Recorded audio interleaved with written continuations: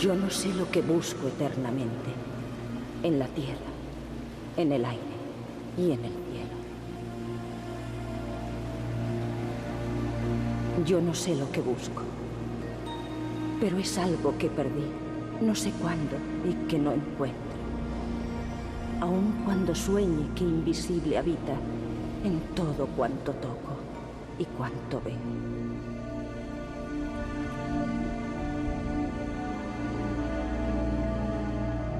Felicidad. No he de volver a hallarte en la tierra, en el aire, ni en el cielo. Aun cuando sé que existes y no eres un vano sueño.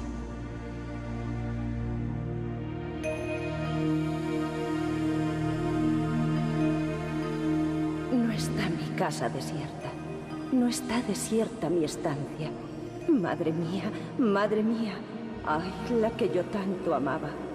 Que aunque no estás a mi lado, y aunque tu voz no me llama, tu sombra, sí, tu sombra siempre me aguarda.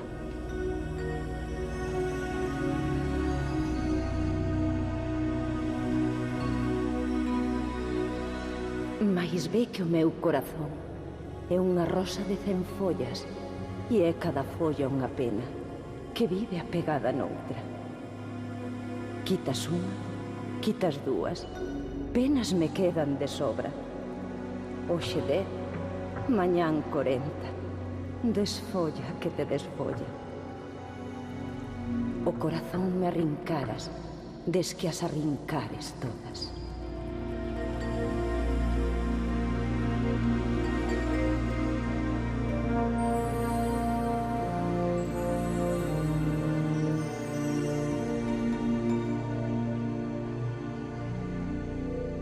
Rosalía de Castro desarma el análisis. Fracasan ante ella los métodos, las experiencias, las comparaciones. Un alma sincera y fuerte va desnuda por los caminos del mundo, solamente vestida de su propia esencia. La mayor dimensión lírica en el arte se alcanza en Rosalía. Iníciase con Rosalía la verdadera poesía moderna, cuya ley fundamental puede decirse que consiste en la total subordinación del verso a la poesía, al ritmo interior, a la música. Así es la poesía de Rosalía. Pocos escritores reflejan tan fielmente un determinado medio ambiente. Rosalía ha traído al arte de sus elementos, de vaguedad, melancolía, de misterio. Rosalía es la precursora de la revolución poética realizada en la métrica y en la ideología. Poseedora de un gran espíritu céltico, Rosalía de Castro no separaba con precisión la muerte de la vida. En ella, como en el pensamiento, sentimiento occidental y atlántico, todo el vivir de los pueblos aparece mezclado con la muerte.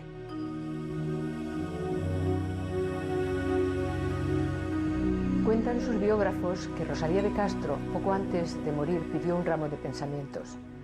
Es posible que estas fueran sus flores preferidas y también que deseara llegar con ellas al más allá para regalárselas a alguien con quien esperaba encontrarse en la vida eterna. Lo cierto es que si yo tuviera que identificar a la escritora gallega con una flor, elegiría la violeta. Y no me habría equivocado demasiado porque los pensamientos y las violetas pertenecen al grupo de las violáceas. Son flores muy hermosas que, a pesar de su apariencia delicada, soportan mejor que muchas otras los rigores climatológicos. Son sencillas, tímidas, espirituales. Rosalía de Castro quiso llevarse unos pensamientos y rogó a su hija Alejandra que abriera la ventana porque quería ver el mar.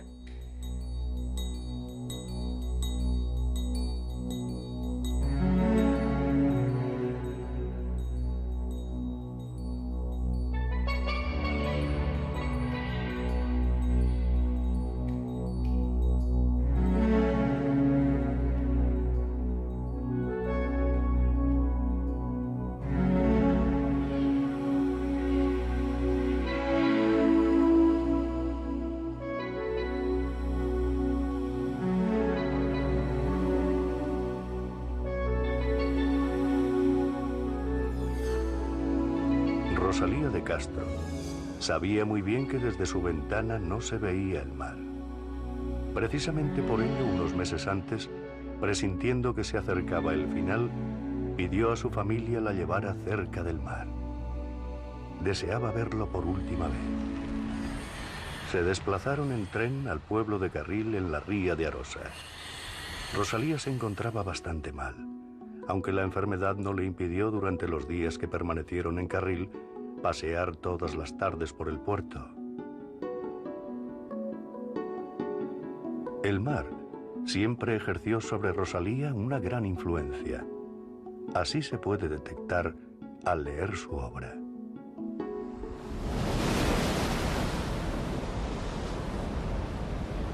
El mar que ruge a mis pies me muestra su blanca espuma, semejando lecho de descoloridas flores azotadas por el vendaval. ¿Para qué sufrir, pues, esta fatiga de todas las horas y esta soledad que me rodea y me ahoga? Madre del alma, esta es la hora más triste de los afligidos. Es la hora de la duda y de la desesperación. Si acaso me miras, y más pura que yo te sientas al lado de Dios, que todo lo ve y todo lo juzga, si puedes tú medir lo inmenso de mi tristeza, ruégale que me perdone. Con estas palabras que Rosalía puso en mi boca, yo, Esperanza, la hija del mar, busqué el descanso y la paz mecida por las aguas del mar.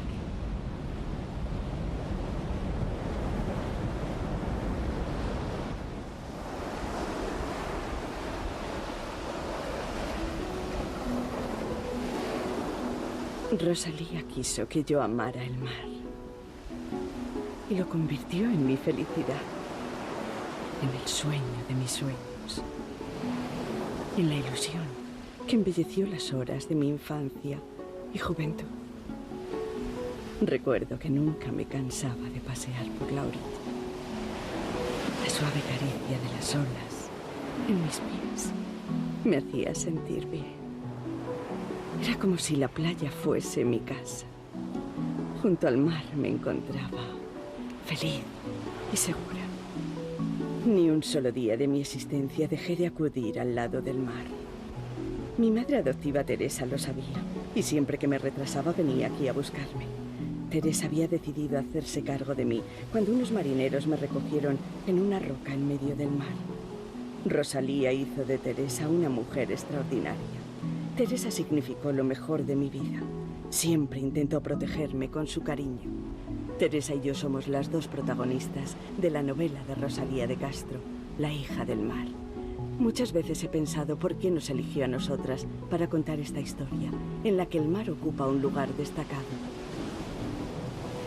El significado del mar en la primera novela de Rosalía de Castro, publicada en Vigo en 1859, La hija del mar, ha sido profundamente estudiado, y las interpretaciones suelen ser bastante diversas.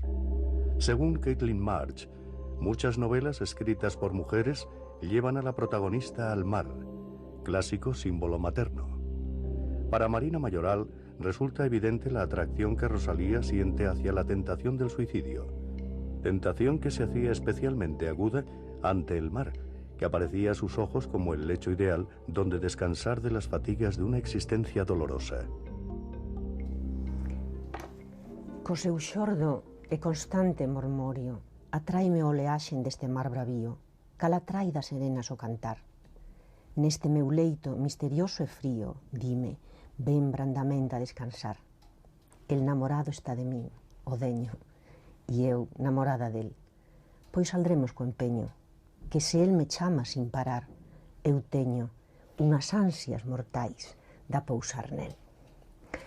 Es el poema donde más claramente Rosalía confiesa su tentación del suicidio. Esa llamada del mar, que con un murmullo constante la está llamando, es el símbolo de su atracción hacia la muerte. Y dice que se saldrá con el empeño porque si el mar está enamorado de ella, ella también lo está.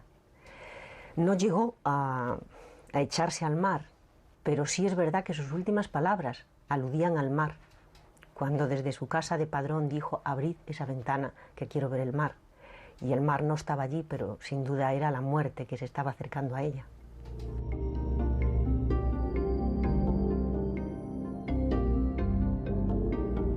El mar siempre ha estado muy presente en la vida y en las tradiciones de los gallegos.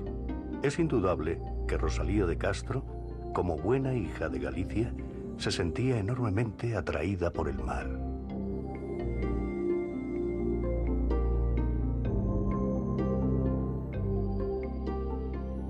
Rosalía es una mujer que yo creo que tiene una mala experiencia de infancia. Las fases de infancia famosas de Freud, digamos que le fueron adversas por su biografía, su nacimiento irregular y su alejamiento de la madre. En Rosalía creo que tiene ese sentido oceánico que habla Freud, tomado de un sabio indio, que tenemos muchos, ese sentimiento oceánico que nos invade un océano y que nos anegamos en él. Morir en el mar tampoco es tan desgraciado, porque dicen que el primer navegante es la muerte. Fue la muerte históricamente, incluso, cuando se metía en un tronco a los difuntos, y un tronco vacío, y iba por el río abajo hacia el mar, ¿no? Entonces, en ese sentido, creo que es una nostalgia del útero materno, del líquido amniótico, del paraíso perdido. Jamás podré olvidar las imágenes de los desamparados atunes, solos sobre la arena. Las olas pasaban casi rozando su cuerpo y volvían a retirarse hacia su centro sin prestarles a su paso la vida que le pedían, con su mirada apagada y turbia. Una vez me acerqué al grupo de curiosos que siempre observaban cómo descuartizaban a los desgraciados animales. Nunca se cansaban de mirar aquel triste espectáculo.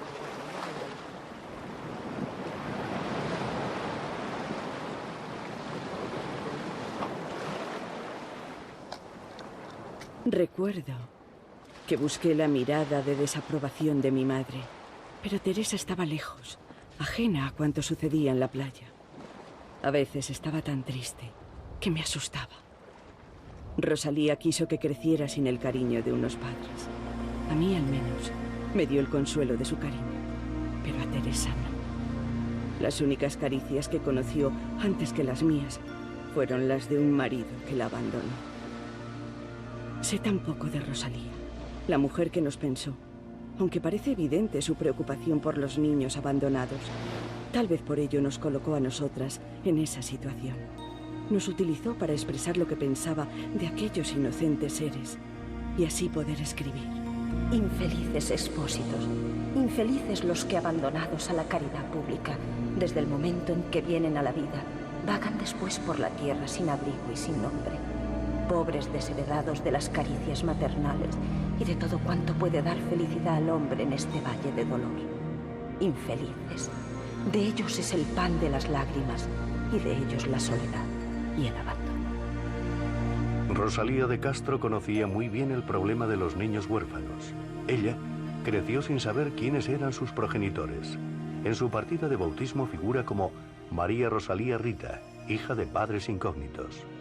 La bautizaron el mismo día de su nacimiento, el 24 de febrero de 1837. Rosalía había llegado al mundo en una casa abandonada en Camiño Novo, cerca de Santiago. Su madre, María Teresa de Castro y Abadía, era una soltera de 33 años que intentó ocultar la vergüenza del nacimiento de aquella niña no deseada. Según las normas sociales de la época, resulta explicable la reacción de la madre, teniendo en cuenta que María Teresa de Castro pertenecía a una clase elevada dentro del mundo rural gallego y que el padre de la niña era un conocido sacerdote. Rosalía, afortunadamente, no llegó a ingresar nunca en la inclusa. Una mujer, Francisca Martínez, su madrina de bautismo, se ocupó de su cuidado en los primeros meses. Más tarde, 2 tías de Rosalía, hermanas de su padre, la llevaron a vivir con ellas. Es posible que Rosalía jamás se hubiera enterado de quiénes eran sus padres, a no ser porque María Teresa de Castro no pudo seguir ignorando la existencia de la niña. Cuando Rosalía contaba unos 10 años, la madre se hizo cargo de ella y juntas se fueron a vivir a Santiago. María Teresa de Castro se enfrentó a todos para estar al lado de Rosalía. No solo la movía el cariño, sino el deseo de facilitar a su hija una educación no muy frecuente entre las mujeres en aquel tiempo. Rosalía estudió francés, pintura y música, y también se sintió atraída por el teatro, participando como actriz en algunas obras. Compartía las inquietudes de los jóvenes más progresistas del momento y se sentía también oprimida por el rígido ambiente de la ciudad en que vivían.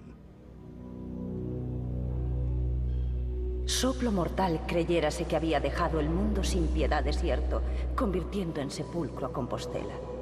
Cementerios de vivos, murmuraba yo al cruzar por las plazas silenciosas que otros días de glorias nos recuerdan. Ciudad extraña, hermosa y fea a un tiempo apetecida y detestada. Cual ser que nos atrae y nos desdeña. Algo hay en ti que apaga el entusiasmo.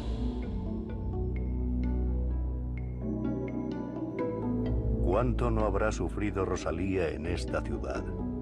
Seguro que las críticas y comentarios a su condición de hija natural le hicieron derramar muchas lágrimas. Pues es seguro que derramó muchísimas lágrimas, porque hay algo en su obra que ha sido poco señalado, y es un sentimiento de vergüenza constante. Y no hay nada en la vida de Rosalía de lo que tenga que avergonzarse. Lo único que podemos rastrear pues es ese sentimiento de niña que se siente señalada con el dedo por otras personas. Y en este sentido hay un poema muy interesante que empieza diciendo: ladraban contra min que camiñaba case que sin alento. Voy a continuar con el libro. Sin poder come fondo pensamento e a pezoña mortal que en mí levaba. E a xente que topaba ollándome a mantenta do meu dor sin igual, e a miña afrenta traidora se mofaba. ¿Qué afrenta es esa a la que se refiere? ¿De qué se burla la gente cuando mira a Rosalía? Esto tienen que ser recuerdos infantiles, sensaciones de esa vida de niña en un sitio pequeño como era Santiago de Compostela, siendo hija de una madre soltera que vivía en una ciudad donde todo el mundo se conocía. La orfandad ha marcado profundamente la existencia de Rosalía de Castro. La condición de huérfana a mediados del siglo XIX era dramática, a pesar de que es cierto que en Galicia eran bastante numerosas las personas bajo esta misma condición, y existía una cierta tolerancia social hacia pues las madres solteras y hacia las huérfanas o semihuérfanas. De todas formas, el hecho de que Rosalía haya sido además hija sacrílega de un padre que era párroco de Iria, convirtió más grave su situación, y es casi seguro que este estigma marcó toda su existencia, especialmente cuando tenía algo más de 10 años y su madre por fin se decidió a llevarla consigo a Santiago de Compostela, una ciudad levítica de honda impronta religiosa y conservadora, en la cual sin duda su situación social debió de ser más angustiosa. Bien, se puede observar en toda su poesía y en muchas de sus obras esta impregnación, este drama, esta negra sombra que planea sobre su existencia y sobre su condición de ser social. Y muy concretamente en La hija del mar, el protagonista Alberto, que acaba por abandonar a ambas mujeres, a Teresa y a Esperanza, es, bueno, quizá un trasunto de este drama interior de Rosalía de Castro.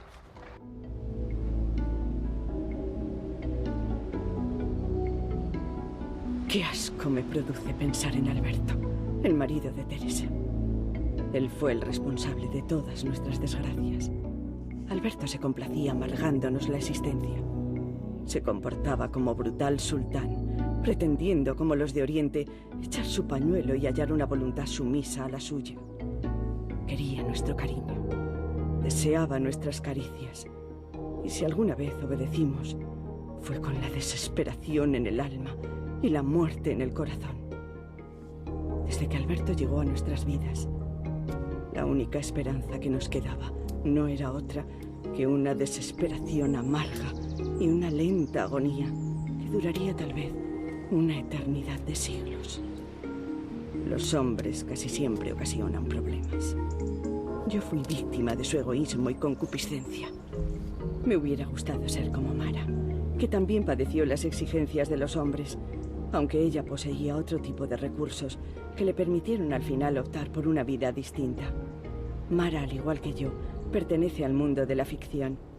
Confieso que a veces he sentido envidia de ella porque creo que estaba más cerca de la personalidad de nuestra creadora.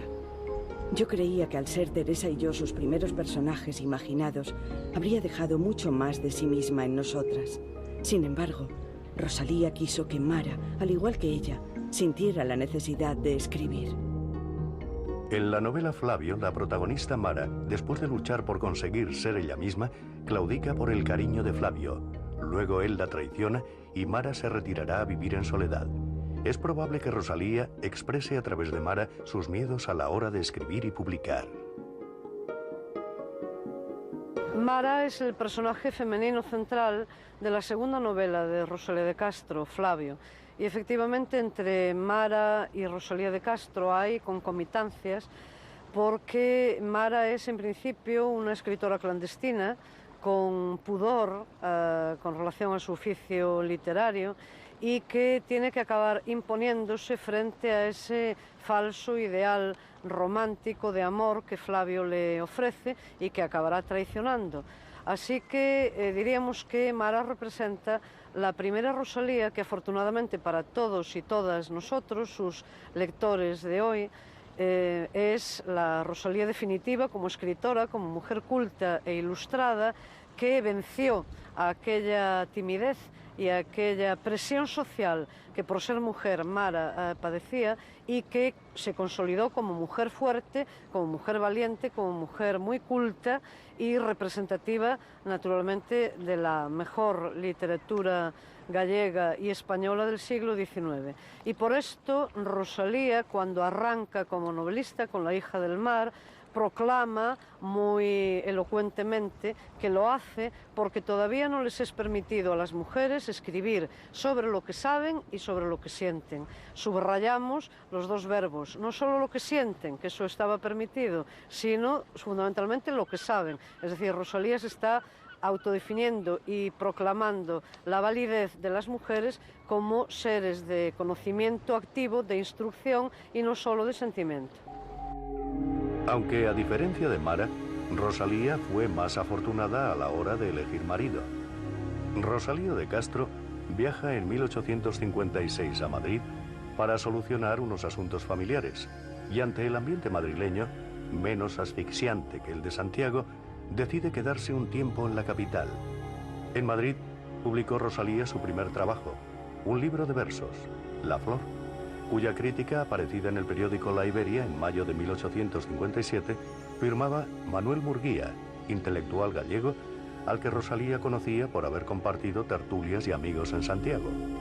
Murguía trabaja en Madrid, donde es muy conocido y está muy bien relacionado. Transcurrido poco más de un año, Rosalía de Castro y Manuel Murguía se casan en Madrid. Forman una pareja de intelectuales bastante compenetrada. El marido no solo permite que su mujer escriba, sino que la anima a hacerlo. Claro que dentro de la mayor discreción y siguiendo con sus tareas primordiales dentro del hogar, porque Manuel Murguía comparte los criterios sociales de la época sobre las mujeres. Así lo refleja en su libro Los Precursores, cuando dice: por más que la comparación sea vulgar, siempre se dirá de la mujer que, como la violeta, tanto más escondida vive, tanto mejor es el perfume que exhala. La mujer debe ser sin hechos y sin biografía, pues siempre hay en ella algo que no debe tocarse. Limitada su acción al círculo de la vida doméstica, todo lo santifica desde que entra en su hogar. Tiene en la tierra una misión de los cielos, y su felicidad debe consistir en llenarla sin vanagloria ni remordimientos.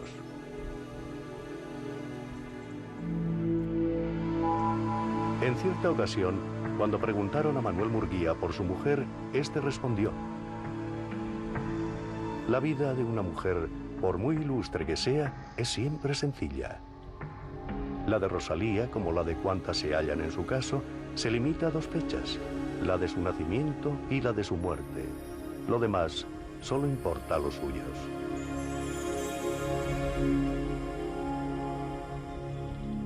El siglo XIX era todavía un siglo de hombres y las escritoras tenían enormes dificultades para moverse en esa sociedad en la que la escritora era una rara avis y una mujer que rompía los esquemas habituales.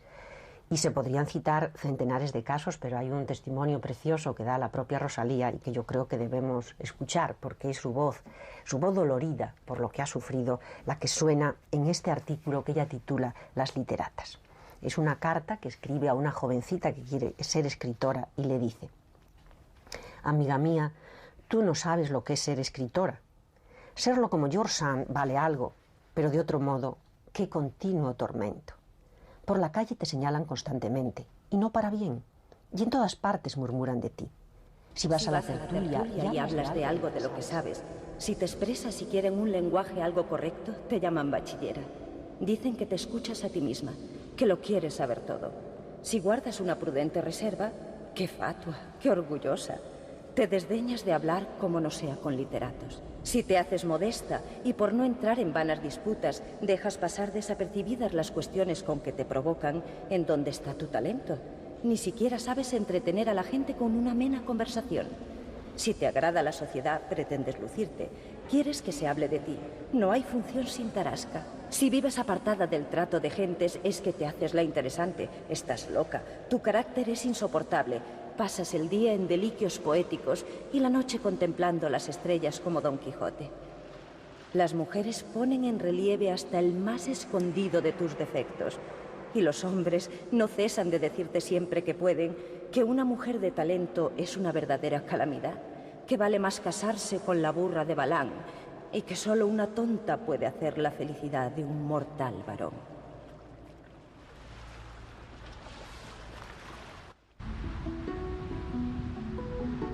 Yo no entiendo mucho de esas cosas, pero creo que Rosalía aprovechaba cualquier tema para defender y denunciar la situación de las mujeres. Existe un párrafo al comienzo de mi historia en el que la autora describe lo que sucede en la playa. Las pescadoras iban apareciendo por los caminos que conducían a la playa y, posando sus cestos de mimbre en la arena, se sentaban en las rocas y charlaban juntas y murmuraban. Feo vicio en el que, a pesar de que siempre se achaca a las mujeres, se me antoja creer, y lo que es más, decirlo, incurren los hombres con demasiada frecuencia. Teresa me contó que las pescadoras de Muxía se habían asustado cuando un grupo de pescadores me presentó ante ellas. No entendían que un bebé hubiera podido sobrevivir varios días sobre una roca. Me gustaba charlar con ellas y recibir sus muestras de cariño, porque a pesar de que yo ya era una jovencita, seguían tratándome como a una niña. Fueron siempre tan cariñosas conmigo. No creo que existan corazones más dulces y generosos que los de estas gentes.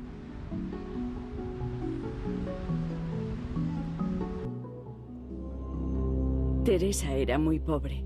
La choza donde vivíamos estaba situada en medio de una pequeña llanura, rodeada de inmensos y descarnados peñascales, y cercana al célebre santuario de Nuestra Señora de la Barca. Me hubiera gustado ser rica para repartir mi dinero y ayudar a los necesitados, pero mi creadora me hizo pobre como ellos. Rosalía describe la dureza de la existencia en esta zona de la costa gallega y aprovecha la denuncia social para incidir sobre la situación de la mujer en aquel contexto de calamidades. Oh, Señor de justicia, ¿por qué no te alzas contra el rico y el poderoso, que así oprimen a la mujer, que la cargan de grillos mucho más pesados que los de los calabozos, y que ni aún la dejan quejarse de su desgracia? Infelices criaturas, mujeres hermosas y desdichadas que no conocéis más vida que la servidumbre. Huid de esos groseros tiranos y venid aquí en donde la mujer no es menos esclava, pero en donde se le concede siquiera el derecho del pudor y de las lágrimas.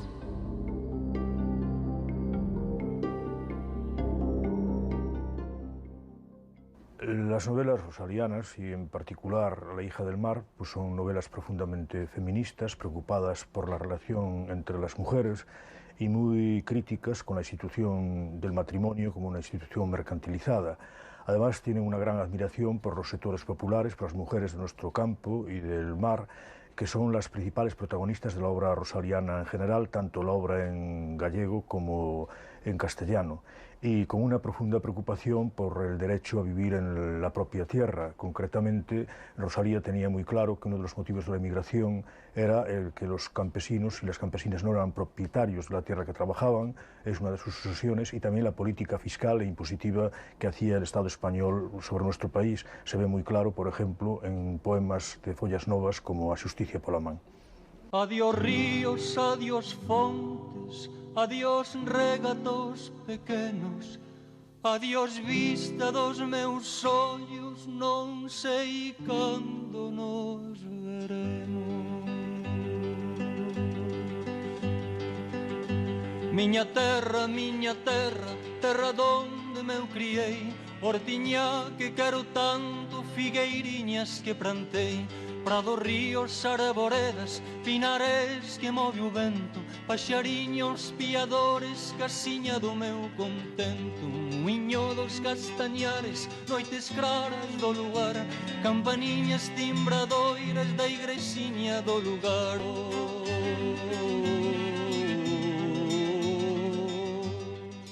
Rosalía era, contra lo que se piensa, debido a malformaciones y mal informaciones, una mujer profundamente culta que estaba en contacto con todas las teorías filosóficas del socialismo utópico, leía a Proudhon, conocía a Fourier y además estaba en contacto con los estudiantes revolucionarios de Santiago pues en toda la década de los años 50.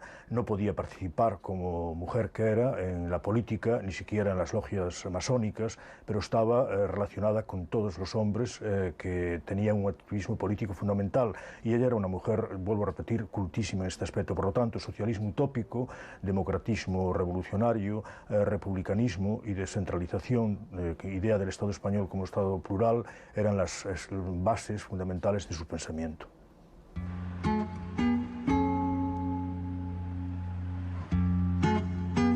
Fueron años tal vez inolvidables, y Aurelio Aguirre el más romántico de sus amigos. El autor del poema El murmullo de las olas, el poeta más popular de Galicia.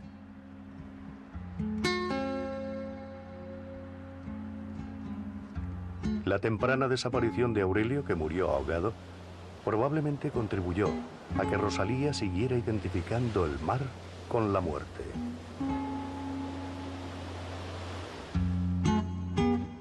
Amó a su marido, Manuel Murguía, y siguió queriéndole a pesar de las dificultades que siempre entraña un matrimonio cuando no dispone de medios económicos suficientes y cuando por razones de trabajo deben vivir largos periodos de tiempo separados.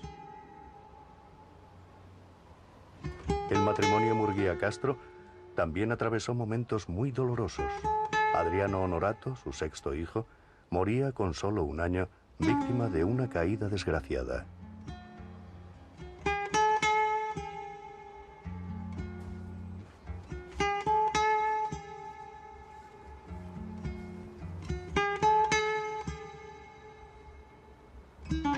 Era apacible el día y templado el ambiente, y llovía, callada y mansamente.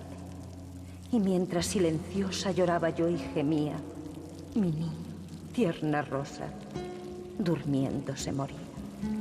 Al huir de este mundo, qué sosiego en su frente. Al verle yo alejarse, qué borrasca en la mía. Rosalía tardó en recuperarse del desgarro producido por la muerte de su hijo. Pasaron 4 años antes de que volviera a publicar. Su nueva producción es un libro de versos en gallego, la que para muchos será su mejor creación, Folas Novas. No era esta la primera vez que la escritora empleaba el gallego para expresarse en sus composiciones poéticas. Cantares Galegos había marcado un hito en la historia de la literatura gallega al darle a la lengua vernácula una dimensión distinta a la empleada hasta entonces. Es posible que en la decisión de Rosalía de escribir en gallego haya influido su marido, que, como ya se ha comentado, pertenecía al grupo de intelectuales comprometidos con la situación social y la defensa de la identidad gallega. La fecha del 17 de mayo de 1863, jornada en que se publicó Cantares Gallegos, ha sido la elegida para conmemorar el Día de las Letras Gallegas. Rosalía de Castro es ni más ni menos que la inauguradora de la literatura gallega contemporánea y por metonimia de la contemporaneidad gallega. Por tanto, podemos decir sin hipérbole que Rosalía de Castro inaugura la historia contemporánea de Galicia. Ella utiliza la lengua, la resurrección de la lengua literaria gallega como gran palanca para, a partir de ahí, despertar la necesaria dignidad y el necesario orgullo sobre la conciencia de ser gallegas y gallegos la defensa propositada de las clases populares gallegas y de toda su cultura, y naturalmente la defensa también de un papel muy otro de Galicia dentro de España y dentro de Europa. Rosalía es importantísima para la cultura gallega porque es el inicio de la conciencia sobre el país con mucha calidad literaria y pues es la visión incluso de la evolución de la humanidad. Yo creo que es una escritora muy universal y en concreto en obras como En las orillas del Sar, desde una óptica muy marginada, tanto como persona como por pertenecer a un país como Galicia, analiza todo lo que es la evolución del mundo. Por lo tanto, una escritora profundamente universal y que merece desde luego mejor suerte y una lectura más directa. Rosalía reivindicaba su identidad de gallega, defendía los aspectos que consideraba positivos y no dudaba en criticar sus defectos. Las supersticiones serán fuertemente rechazadas. En La hija del mar escribe: La superstición es lo más despiadado, lo más intolerable que conocemos. Es el egoísmo llevado a su último extremo. Es tan despiadada la superstición que por su culpa el cuerpo de Fausto, mi querido amigo, no pudo reposar en el cementerio. Los pescadores creyeron que había muerto endemoniado y por ello decidieron echarlo al mar.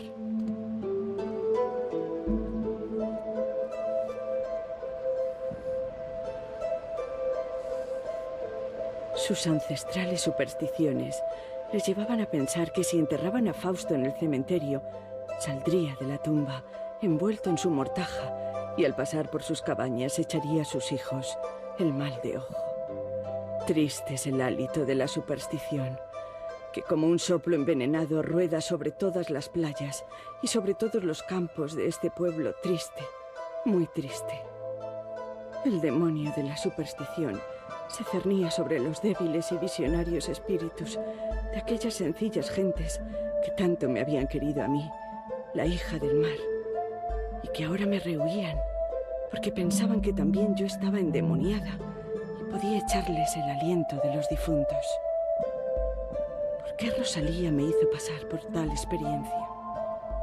¿Por qué permitió que escuchara aquella horrible conversación en la ermita de San Roque?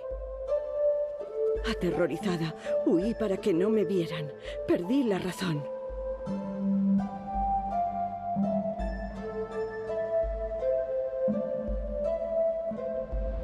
¿Para qué sufrir esta fatiga y esta soledad que me rodea y me ahoga?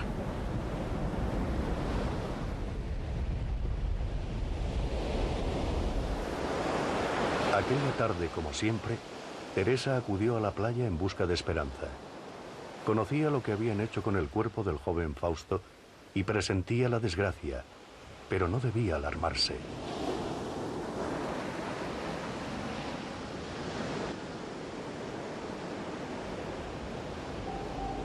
De repente, algo llamó su atención. El cuerpo de Esperanza yacía en la arena sin vida. Esperanza, su queridísima hija adoptiva, su única alegría, estaba allí, muerta.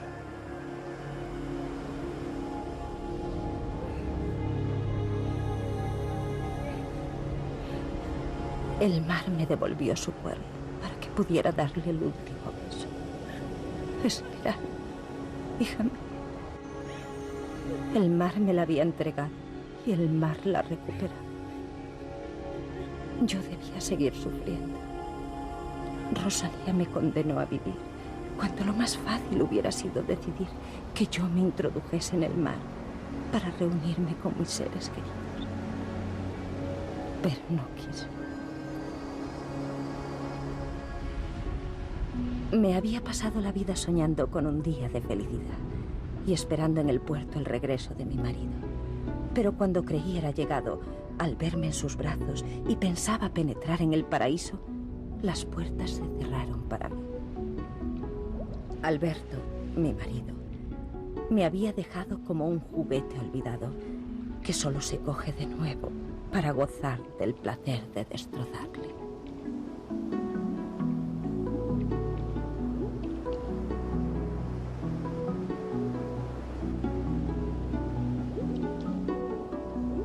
Esperanza, mi hija, mi querida. añorada niña. La hija del mar regresaba junto a sus hermanas, las olas. ¿Cómo iba a vivir sin ella? Sí, correría a su encuentro.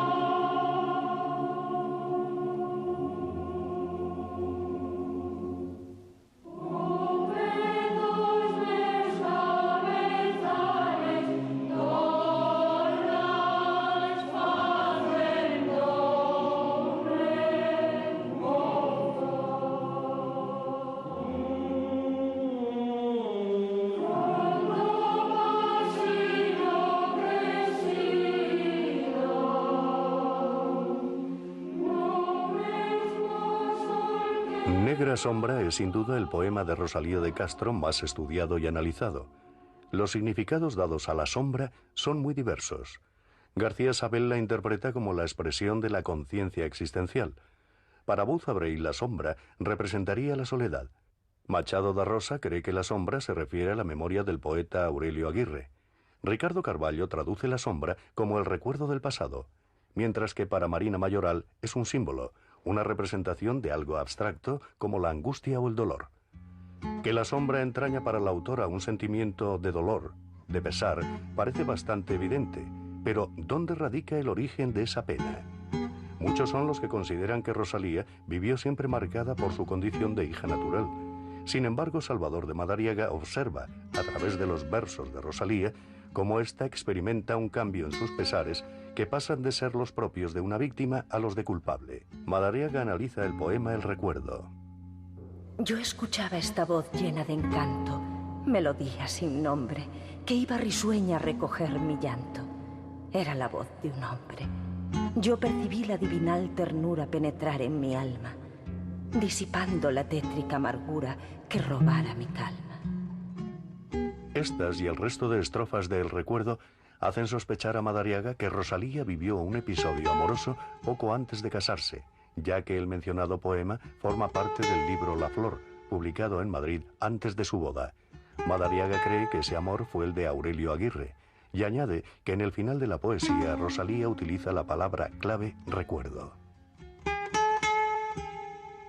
Y es manantial fecundo el llanto mío, para verter sobre un sepulcro amado de mil recuerdos caudaloso río. Los críticos y estudiosos de la obra y la figura de la escritora gallega pocas veces están de acuerdo en sus interpretaciones. Marina Mayoral, al analizar el mismo poema que Madariaga, coincide con él en un principio, al decir que, en El Recuerdo, parece que la autora se está refiriendo al recuerdo de un amor, a una experiencia vivida que ha dejado un pozo de desilusión y vergüenza. Pero Marina Mayoral mantiene la opinión de que Rosalía está dando forma a otra experiencia distinta, un encuentro real o soñado con su padre. Sí, francamente yo no creo que esté hablando de Aurelio Aguirre o de cualquier experiencia de tipo amoroso que ella haya tenido. En el poema sí dice que hay una voz de hombre y que esa voz de hombre recogía su llanto, es decir, que es una función, la de esa voz, pues acogedora, yo diría que paternal, porque es que como que acaricia a una niña y le enjuga su llanto. Y después eso se convierte en vergüenza. No puede tratarse de un amor juvenil, porque en todo caso tendría un sentimiento de nostalgia, pero nada en la vida de Rosalía nos hace suponer que hubiera un amor que le inspirara vergüenza posteriormente. Sin embargo, el conocimiento de que su padre era un sacerdote sí es muy posible que le produjera esa sensación de vergüenza, sobre todo por el sitio donde vivía y por eso que ella dice de que la señalaban por la calle. La primera crítica literaria del libro La Flor, de Rosalía de Castro, pertenece al que poco después sería su marido, Manuel Murguía. Y es muy curioso que Murguía llama la atención sobre lo siguiente. Dice él, si una mujer es hombre en los sentimientos que quiere expresar, ¿por qué no puede hacerlo? ¿Por qué siendo mujer no puede hacerlo como un hombre? Aquí está la clave. Rosalía de Castro se sincera con un tipo de sentimentalidad que no se corresponde a lo femenino tradicional en absoluto. Y ya en este libro, como en toda su obra posterior, incide en un tema clave, que es el desajuste sentimental entre la mentalidad masculina y masculinista y el caudal sentimental femenino. Esto es una fuente de frustración, de decepción amorosa, donde lleva la peor parte la mujer. Y desde este libro primerizo, realmente Rosalía de Castro ya se posiciona en este poema en concreto a favor de esa dignificación del sentimiento femenino no correspondido, y en este poema en concreto, en el recuerdo, con toda probabilidad hay ya una huella, un recuerdo no bien asimilado de una pasión amorosa, como dice Madariaga en concreto, que no ha dejado buen pozo. La obra de Rosalía, que hoy goza de gran aceptación y es estudiada en todo el mundo, no disfrutó en su tiempo de igual suerte. Más bien se puede afirmar que fue marginada y su nombre olvidado en muchas de las antologías poéticas que vieron la luz a finales del siglo XIX. Tal vez demasiado moderna para su época, Rosalía se mostró crítica y denunció situaciones que la sociedad admitía impasible. Se manifestó como feminista en toda su obra en prosa. Amante de la naturaleza, Rosalía no dudó en criticar actuaciones que hoy serían calificadas de auténticos atentados ecológicos, pero que entonces no se consideraban importantes. Había nacido en Galicia y amaba a su tierra con pasión. Por ello Rosalía escribe en gallego. Quiere dignificar la lengua de sus antepasados. Se convierte así en una escritora poco ortodoxa para los cánones de la época. Lírica, soñadora, misteriosa, Rosalía de Castro construye un mundo interior rodeada de sus sombras. Ellas forman parte de su vida, porque Rosalía ha creado su propia realidad.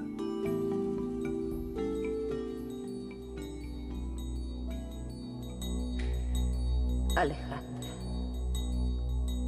abre la ventana, que quiero ver el mar.